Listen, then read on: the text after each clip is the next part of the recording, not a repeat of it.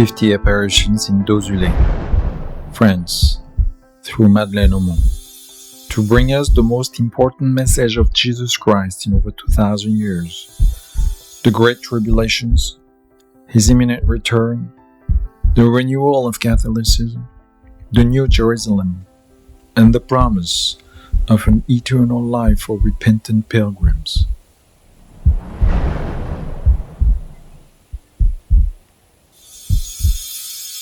La 45e. Alors la 45e, voilà. C'est le 1er juillet 77. Ouais. Alors pour moi, elle est très importante parce que c'est grâce à celle-là que on a pu, les laïcs, faire connaître le message. Ah oui.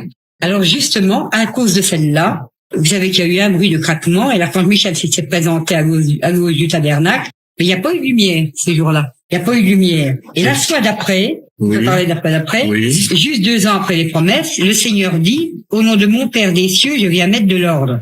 Satan vous séduit. Après le 9e jour des promesses que j'ai faites à l'humanité, il est venu mettre le trouble dans mon message. Mais écoutez bien ceci. Quand Dieu le Père envoie le bienheureux Michel, la lumière précède toujours sa venue. Alors malgré tout, l'abbé Lorcé, à cause de ça, qui n'avait pas eu la lumière, il se demandait si vraiment elle venait de Dieu, celle-là. Oui. Et je lui ai dit, moi, monsieur le curé, j'en suis convaincu, étant donné que le Saint-Sacrement était étincelant, et puis l'archange Michel est tout de même arrivé du ciel comme d'habitude. Oui.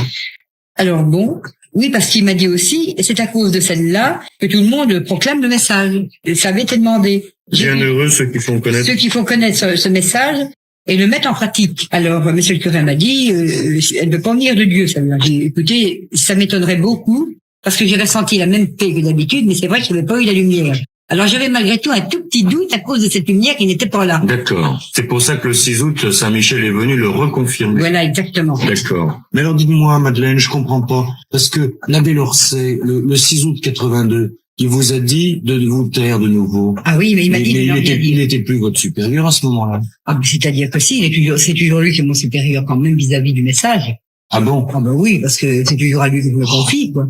Mais alors, je vais vous dire une chose, le Seigneur l'a encore permis, parce que l'abbé Lorcé m'avait dit de ne rien dire. J'ai dit, écoutez, monsieur le curé, j'ai promis que si j'avais un signe, je le dirais, justement. Et si ça avait été le sens contraire, il aurait dit de le dire à tout le monde, ça y a pas de doute, hein. Je peux pas le critiquer, hein. Moi, je dis toujours aux gens, pourquoi Madeleine et pas une autre? Bah, c'est à cause de ça, la pieuse fille brûlante de charité.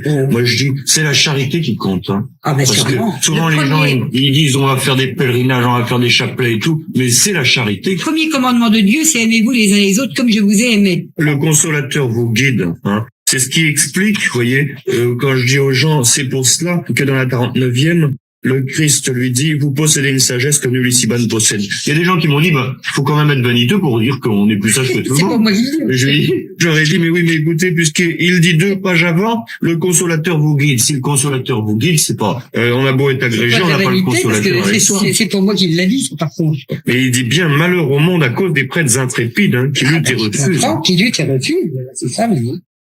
Et malheur au monde, et qui refuse. Et je croyais pas qu'il refusait l'autre. Ça, c'est incroyable. Vous l'avez dit, madame la hier. Ah, mais je leur ai dit. Qu'est-ce qu'elle a dit? Elles m'ont dit oui, mais attention, il refuse, mais dans le contexte. Il retarde. C'est-à-dire, il refuse en disant que c'est à cause du désordre qu'il y a autour. Et je lui dis oui, mais vous croyez qu'il y en aura jamais? Il y en aura de plus en plus du désordre. De plus en plus. Plus ils laissent le trouble s'installer, plus. D'autant que l'Église ne prendra pas position, il y aura toujours des troubles. Chacun mène à sa façon. Bien sûr. Et c'est ça qui met le trouble. Je leur ai dit, écoutez, l'évêque, moi je veux bien, c'est le supérieur, d'accord?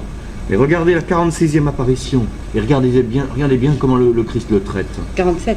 46. Ah oui. Voulez-vous avoir la bonté de remettre vos manuscrits aux prêtres désignés par l'homme? Par l'homme.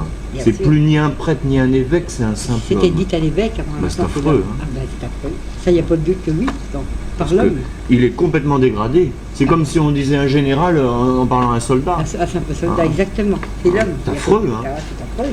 Désigné par l'homme. Ah oui.